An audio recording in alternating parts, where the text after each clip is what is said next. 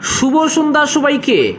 আজ 12 এপ্রিল 29 চৈত্র শনিবার। আজকের সন্ধ্যার বিশেষ বিশেষ খবর হলো ওয়াকফ সংশোধনী আইন, কৈলাসহরে পুলিশে আন্দোলনকারীর খণ্ডযুদ্ধ, জুনাই আসনে তাকে অকারণে বেধড়ক পেটালেন ওসি, উত্তপ্ত পরিস্থিতি, কারাগারে ফের গ্রেফতার কংগ্রেস নেতা রিতম সিং, উত্তেজনা, নজিরবিহীন রাজ্যের বিল নিয়ে সিদ্ধান্ত নিতে রাষ্ট্রপতিকে 3 মাস সময় বেঁধে দিল সুপ্রিম কোর্ট। ওয়াকফ আইন বিরোধী আন্দোলনে শহরে শহরে 8 থেকে 10 জনের আত্মবলিদান চাইলেন কংগ্রেস নেতা।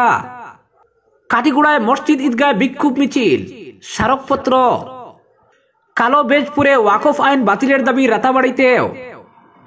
শিলচর লক্ষ্মীপুর আদালতে জাতীয় লোক আদালত 10 মে। সংশোধিত ওয়াকফ আইন বাতিলের দাবিতে লালায়ও প্রতিবাদী কর্মসূচি। এবং সর্বশেষ খবর কি হলো, ওয়াকফ সংশোধনী আইনের গুরুত্ব বোঝাতে দেশ জুড়ে প্রচারে বিজেপি। এবারে শুনুন বিস্তারিত খবর। ওয়াকফ সংশোধনী আইন প্রত্যাহারের দাবিতে কৈলাসহরের রাজপথে যৌথ মন্ত্রকের উদ্যোগে প্রতিবাদী মিছিলে পুলিশের সঙ্গে খণ্ডযুদ্ধ, ডিল প্রতিবাদকারীর, পুলিশের রাবার বুলেট, এতে পরিস্থিতি উত্তপ্ত হয়ে যায়। আজ মিছিলটি টিলাবাজার থেকে শুরু হয়ে মহকুমা শাসকের পুরাতন কার্যালয়ে গিয়ে শেষ করার কথা ছিল, কিন্তু গন্তব্যে পৌঁছানোর আগেই খুবজার এলাকায় মিছিলটি আটকে দেয় পুলিশ। তাতেই মুহূর্তের মধ্যে উত্তেজনা ছড়িয়ে পড়ে, এমনকি পুলিশ এবং বিক্ষোভকারীদের মধ্যে খণ্ডযুদ্ধ শুরু হয়। তাতে বেশ কয়েকজন পুলিশকর্মী এবং আন্দোলনকারী আহত হয়েছেন। এর মধ্যে আহত হয়েছেন পুলিশকর্মী দেবজিৎ দাস সহ অনেকেই। ওই ঘটনায় পুলিশ প্রায় 7 জনকে গ্রেফতার করে। এদিকে খবর পেয়ে ঘটনাস্থলে ছুটে গিয়েছেন জেলা পুলিশ আধিকারিক ও ডিআইজি রতিরঞ্জন দেবনাথ।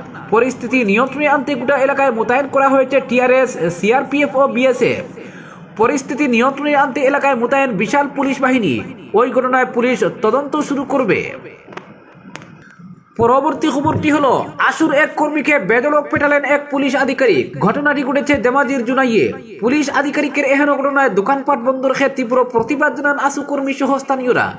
জানা যায়, জুনাই পুলিশ ফাঁড়ির ওসি সূর্যকান্ত মোরাং নিরীহ আশু কর্মীকে প্রাণে মারার চেষ্টায় নির্মম ও বর্বর অত্যাচার চালিয়ে গুরুতর আহত করেছেন।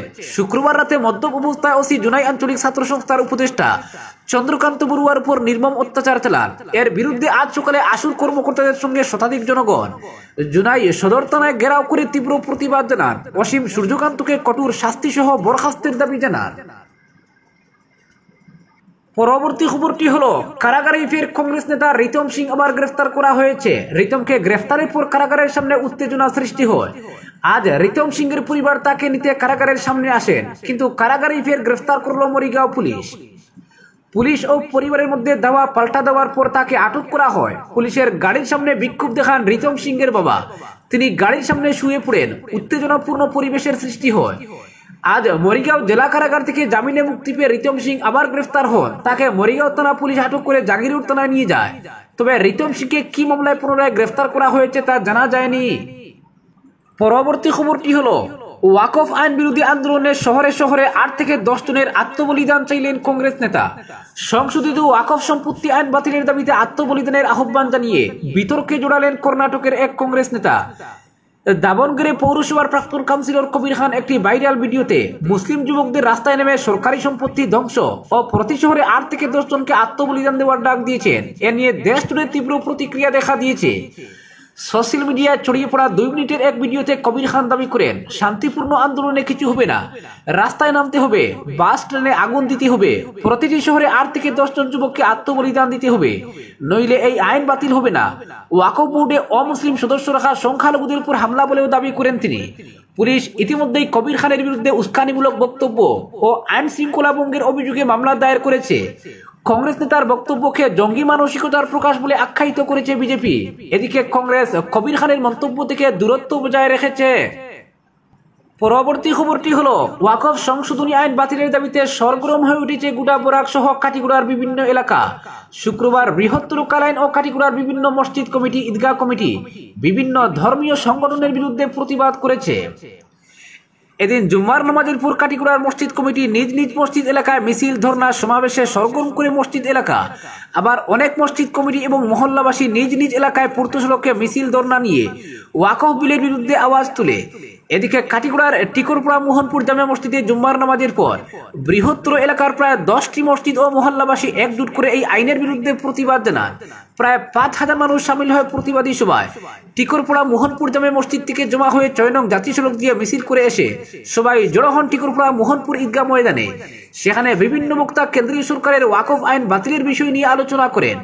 প্রতিবাদ গৃহে কাটিগড়া পুলিশ, ডিএসপি সদর, বিশাল সিআরপিএফ বাহিনী সতর্ক ছিল। কাটিগড়া সার্কেল অফিসারের অনুপস্থিতিতে শিলচর থেকে ম্যাজিস্ট্রেট প্রতিবাদকারীর হাত থেকে স্মারকপত্র গ্রহণ করেন। প্রতিবাদ সভায় বক্তব্য রাখেন এনামুল্লাহ, আফতার উদ্দিন বড়বুইয়া, রুফুল আমিন বড়বুইয়া, এমাদ উদ্দিন চৌধুরী, জহুরুল আমিন বড়বুইয়া, রেহান উদ্দিন বড়বুইয়া, হাজি আব্দুল হান্নান বড়বুইয়া সহ অন্যান্যরা। পূর্ব কাটিগড়ার শিবনারায়ণপুর বড় মসজিদ, তারিণীপুর জামে মসজিদ, কালীনগর, নুননগর, নিজ ফুলবাড়ি, গোবিন্দপুর, বোয়ালিপাড়, কাটিগড়া, লাঠিমারা, জগদীশপুর, দুধপুর, শ্রীপুর মসজিদগুলোতে ওয়াকফ আইন বাতিলের দাবিতে মিছিল হয়। এদিন গোটা কাটিগড়ার বিভিন্ন জিপি গ্রাম এলাকা সরগরম হয়ে উঠে ওয়াকফ আইন বাতিলের দাবিতে। তবে শান্তি শৃঙ্খলা বজায় রেখে এই পদক্ষেপ গ্রহণ করে গ্রামের মসজিদ কমিটিগুলো। পরবর্তী খবরটি হলো, শিলচর লক্ষ্মীপুর আদালতে জাতীয় লোক আদালত 10 মে। কাছাড় জেলা আইন পরিষেবা কর্তৃপক্ষ আগামী 10 মে সকাল 9:30 থেকে কাছাড় জেলা আদালত প্রাঙ্গণ, ফ্যামিলি কোর্ট প্রাঙ্গণ এবং লক্ষ্মীপুর আদালত প্রাঙ্গণে জাতীয় লোক আদালত অনুষ্ঠিত করতে যাচ্ছে। বিচারের অধীন মামলা যেমন দেওয়ানি মামলা, বিদ্যুৎ পরিষেবা সংক্রান্ত বিশেষ মামলা, জিআর মামলা এবং পিআরসি অর্থাৎ নিষ্পত্তিযোগ্য মামলা, এনআই অ্যাক্ট সংক্রান্ত মামলা, যানবাহন অধিনিয়ম সংক্রান্ত মামলা, বৈবাহিক মামলা, এমএসিটি মামলা সহ প্রি লিটিগেশন কেস সমূহ যেমন এপিডিসিএল, বিএসএনএল এবং বিভিন্ন ব্যাংক সংক্রান্ত বিষয় ওই জাতীয় লোক আদালতে গ্রহণ করা হবে। সুতরাং এই মামলাসমূহের নোটিশ সমনপ্রাপ্ত উভয় পক্ষকেই এই প্রক্রিয়ায় অংশগ্রহণের মাধ্যমে মামলাসমূহ নিষ্পত্তির অনুরোধ জানানো হয়েছে। এক্ষেত্রে জেলা আইন পরিষেবা কর্তৃপক্ষ ওই আদালতসমূহে মধ্যস্থতাকারী প্রদানের ব্যবস্থা রাখবেন। জেলা আইনি পরিষেবা কর্তৃপক্ষের ভারপ্রাপ্ত সেক্রেটারি এক বিজ্ঞপ্তিতে সংবাদটি জানিয়েছেন। পরবর্তী খবরটি হলো, কালো ব্যাজ পরে ওয়াকফ আইন বাতিলের দাবি রাতাবাড়িতেও। ওয়াকফ সম্পত্তি হচ্ছে মুসলমানদের দানকৃত ভূমি, যা মসজিদ, মাদ্রাসা এবং ঈদগাহ ইত্যাদি নির্মাণের জন্য প্রদান করা হয়েছে। এটা কোনো সরকারি বা অন্য ধর্মাবলম্বীর ভূমি নয়। ওয়াকফ সংশোধনী আইনে 40টি পরিবর্তন আনা হয়েছে, যা এদেশের মুসলমান কখনো মেনে নেবে না। রাতাবাড়ির কাজিরবাজার জামে মসজিদে আলোচনায় কথাগুলো বলেন আনিপুর জেলা পরিষদের প্রাক্তন সদস্য হেলাল আহমেদ খান। ওয়াকফ সম্পত্তির উদাহরণ দিতে গিয়ে তিনি জানান, রাতাবাড়িতে কাজিরবাজার মসজিদ, রাতাবাড়ি মাজার ইত্যাদির ভূমি দান করেছেন।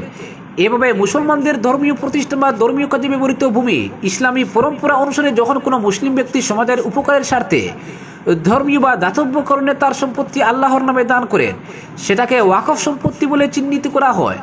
মুসলমানের ওই সম্পত্তিকে দখল করার উদ্দেশ্যে ওয়াকফ আইনে 40টি সংশোধনী আনা হয়েছে।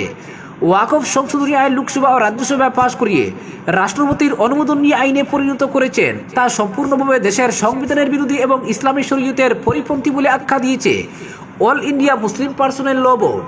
এই আইনকে চ্যালেঞ্জ জানিয়ে ইতিমধ্যে সর্বভারতীয় মুসলিম পার্সোনাল ল বোর্ড কর্তৃক সুপ্রিম কোর্টে মামলা দায়ের করা হয়েছে এবং এই আইন প্রত্যাহার না করা পর্যন্ত গণতান্ত্রিক পদ্ধতিতে শান্তিপূর্ণভাবে প্রতিবাদী আন্দোলন চালিয়ে যাওয়ার সিদ্ধান্ত গ্রহণ করা হয়েছে।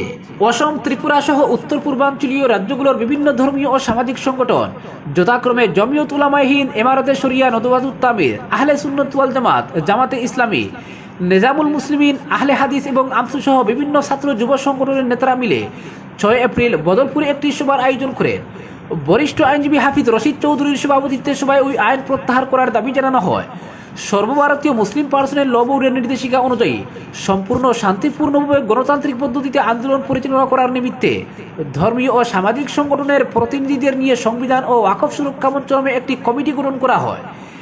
এরপর আন্দোলন পরিচালনার জন্য সর্বসম্মতিতে মাওলানা আতাউর রহমান মাজার ভূঁইয়া, মাওলানা সারিমুল হক লস্কর, মাওলানা মাহমুদুল হাসান প্রমুখ উপত্যকার প্রধান 3 সংগঠনের 3 জনকে আহ্বায়ক মনোনীত করা হয়। আন্দোলন মুসলিম পার্সোনাল ল বোর্ডের নির্দেশিকা অনুযায়ী চালিয়ে যাওয়ার সিদ্ধান্ত গৃহীত হয় বলে জানান হেলাল খান। পরবর্তী খবরটি হলো, সংশোধিত ওয়াকফ আইন বাতিলের দাবিতে লালায় প্রতিবাদী কর্মসূচি। মুসলিম পার্সোনাল ল বোর্ডের ডাকে শুক্রবার জুম্মার নামাজ শেষে লালা শহর সহ গ্রামাঞ্চলের মসজিদেও হাতে কালো বেজ লাগিয়ে সংশোধিত ওয়াকফ আইন বাতিলের দাবি জানানো হয়। সংশোধিত ওয়াকফ আইনের বিরুদ্ধে বিভিন্ন স্লোগানে মসজিদ চত্বর মুখরিত করে তোলা হয়। লালার পার্শ্ববর্তী উত্তর জোসনাবাদ, লালাঘাট ঈদগাহ সহ গ্রামাঞ্চলের মসজিদগুলোতে মুসল্লিরা হাতে কালো বেজ লাগিয়ে প্রতিবাদ সাব্যস্ত করেন। এদিন লালাঘাট ঈদগাহ এই প্রতিবাদী কর্মসূচিতে উপস্থিত ছিলেন সংবিধান ও ওয়াকফ সুরক্ষা মঞ্চের অন্যতম কনভেনার তথা নদওয়াতুত তামিরের কেন্দ্রীয় সাধারণ সম্পাদক ও প্রাক্তন বিধায়ক মাওলানা আতাউর রহমান মাজার ভূঁইয়া। তিনি তার বক্তব্যে বলেন, এই সংশোধনী আইন মুসল্লিদের সংবিধান বিরোধী, ইসলামী শরীয়তের পরিপন্থী, বৈষম্যমূলক এই আইন কোনো অবস্থায় মেনে নেওয়া যাবে না। মুসলিম পার্সোনাল ল বোর্ডের নির্দেশ পালন করার জন্য সবাইকে আহ্বান জানান তিনি। বলেন, এই আইনের বিরুদ্ধে ঐক্যবদ্ধ আন্দোলন করে যেতে হবে। তিনি আরও বলেন, মুসলিমরা রক্ত দিতে জানে। তিনি দেশের স্বাধীনতা আন্দোলনের মুসলমানের অবদানের কথা সবাইকে স্মরণ করে দেন। তিনি বলেন, আন্দোলনের নামে কোনো উত্তেজনা ছড়ানো যাবে না, কোনো উত্তেজনামূলক স্লোগানও দেওয়া যাবে না, নিরাপত্তারক্ষীদের সঙ্গে কোনোভাবে সংঘাত করা চলবে না। শান্তিপূর্ণ আন্দোলনে নিরাপত্তা বাহিনীকে সহায়তা করার আর্জি জানান তিনি। এই আইন বাতিল করতে হলে দীর্ঘমেয়াদী আন্দোলন করতে হবে। এছাড়াও সংসদে যেভাবে অমুসলিম সাংসদরা এই অসাংবিধানিক আইনের বিরোধিতা করেছেন, এর জন্য তিনি সবাইকে ধন্যবাদ ও কৃতজ্ঞতা জানান। তিনি বলেন, বরাকের 3 জেলার বিভিন্ন ইসলামিক সংগঠনের প্রধানদের নিয়ে সংবিধান ও ওয়াকফ সুরক্ষা মঞ্চ নামে একটি মঞ্চ গঠন করা হয়েছে। এই মঞ্চ 3 জেলার 3টি সভা আহ্বান করার সিদ্ধান্ত ইতিমধ্যেই নেওয়া হয়েছে। তাই সময়ে সময়ে আন্দোলনের রূপরেখা জানানো হবে। এতে সবাইকে স্বতঃস্ফূর্তভাবে অংশ নিয়ে সরকারকে জানান দিতে হবে। এই ওয়াকফ আইন প্রত্যাহার না হওয়া পর্যন্ত আন্দোলন এভাবে চলবে। পরবর্তী খবরটি হলো, ওয়াকফ আইনের বিরোধিতা করে সরব বিরোধীরা। এবার ওয়াকফ আইন নিয়ে পাল্টা দেশব্যাপী প্রচারে নামছে বিজেপি। আরো কয়েক মাস পর বিহারে বিধানসভা নির্বাচন, তারপর বিধানসভা নির্বাচন রয়েছে আসাম, বাংলায়। এই বিধানসভা নির্বাচনের কথা মাথায় রেখে ওয়াকফ আইন নিয়ে দেশব্যাপী প্রচারে জোর দিচ্ছে গেরুয়া শিবির। আগামী 20 এপ্রিল থেকে সংখ্যালঘু মহল্লায় শুরু হবে প্রচার। সংসদের সদ্য সমাপ্ত বাজেট অধিবেশনে ওয়াকফ সংশোধনী বিল পাস হয়। ওয়াকফ বিল পাস হওয়াকে অভূতপূর্ব মুহূর্ত বলেন প্রধানমন্ত্রী নরেন্দ্র মোদী। সোশ্যাল মিডিয়ায় প্রধানমন্ত্রী লেখেন, এতদিন যারা প্রান্তিক ও বঞ্চিত ছিলেন, নতুন এই বিল তাদের সাহায্য করবে। দশকের পর দশক দায়বদ্ধতা ও স্বচ্ছতার অভাবের সমার্থক ছিল ওয়াকফ ব্যবস্থা। মুসলিম মহিলা, দরিদ্র মহিলা এবং পশমন্দা মুসলিমদের স্বার্থ ক্ষতিগ্রস্ত হয়েছে। সংসদে যে বিল পাস হয়েছে তা স্বচ্ছতা বাড়াবে এবং মানুষের অধিকার সুরক্ষিত করবে। গত মঙ্গলবার থেকে দেশে কার্যকর করা হয়েছে ওয়াকফ সংশোধনী আইন। ওয়াকফ আইনের বিরুদ্ধে দেশের বিভিন্ন জায়গায় প্রতিবাদ বিক্ষোভের ছবি দেখা গিয়েছে। আবার বাংলায় এই আইন কার্যকরী হবে না বলে হুঁশিয়ারি দিয়েছেন মন্ত্রী ফিরহাদ হাকিম। আবার ওয়াকফ আইন নিয়ে আগামী 16 এপ্রিল নেতাজি ইন্ডোর স্টেডিয়ামে বৈঠক করবেন মুখ্যমন্ত্রী মমতা বন্দ্যোপাধ্যায়। এবার পাল্টা দেশ জুড়ে ওয়াকফ আইনের উদ্দেশ্য নিয়ে প্রচার চালাবে বিজেপি। আদতে সমাজের পিছিয়ে পড়া পশমন্দা মুসলিমদের স্বার্থে যে এই বিল আনা হচ্ছে তা প্রচার করা হবে। জানা গিয়েছে, প্রত্যেক রাজ্যে মুসলিম সংগঠনগুলির সঙ্গে আলাদা আলাদা বৈঠক করা হবে। প্রত্যেক বড় শহরে সাংবাদিক বৈঠক করবেন বিজেপির কেন্দ্রীয় ও রাজ্য নেতৃত্ব। এই প্রচারের লক্ষ্যে ইতিমধ্যেই ওয়াকফ আইন নিয়ে যৌথ সংসদীয় কমিটির সদস্য তথা বিজেপির রাজ্যসভার সাংসদ রাধামোহন দাস আগরওয়ালের নেতৃত্বে কমিটি গঠন করেছে বিজেপি। গেরুয়া শিবিরের বক্তব্য, ওয়াকফ আইন নিয়ে মুসলিম জনসমাজে ভ্রান্ত ধারণা দূর করতে প্রচার অভিযানে নামবে এই কমিটি। আগামী 5 মে পর্যন্ত এই প্রচার চলবে বলে জানা গিয়েছে। আজকের বিশেষ সংবাদ এখানেই সমাপ্ত।